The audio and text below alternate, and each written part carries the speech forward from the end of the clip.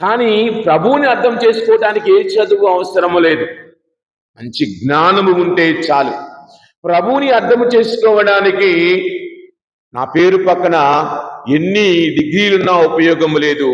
నాలో ఆయనను విశ్వసించి నమ్మి ఆయనతో నడిచే గుణము ఉంటే చాలు, నీవు ప్రభువుని అర్థము చేసుకోగలవు. ఎవడు నన్ను అనుసరించగలడు? తనను తాను త్యజించుకొని, తనను తాను రిక్తుని చేసుకొని, తనను తాను నా కోసం తగ్గించుకున్నవాడే కదా నాతో నలవగలడు.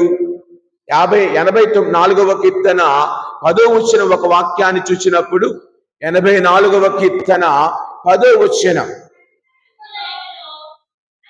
అన్యుల ఇళ్లలో 1000 నాళ్ల గడుపుట కంటే నీ మందిరమున ఒక్కరోజు వసించుట మేలు. మనం ఎన్నో చేస్తాం, కానీ దేవుని గురించి తెలుసుకోవడానికి ఆ సమయము, ఆ గడియ ఉంటే చాలు. ఆయన సన్నిధిలో కూర్చుంటే చాలు, ఆయన మందిరములో ఉంటే చాలు, అందరము ఆశీర్వదించబడతాం. ఆయన రాజ్యములో 2 లక్షణాలు ఉంటాయి. ఒకటి దైవ ప్రేమ, రెండవది సోదర ప్రేమ. క్రీస్తు రాజు అనే వ్యక్తి మనకు నేర్పుతూ ఉన్నది యుద్ధాలు చేయమని కాదు. క్రీస్తు రాజు అనే వ్యక్తి మనకు నేర్పుతూ ఉన్నది మన మిత్రులతో కొట్లాడుకోమని కాదు.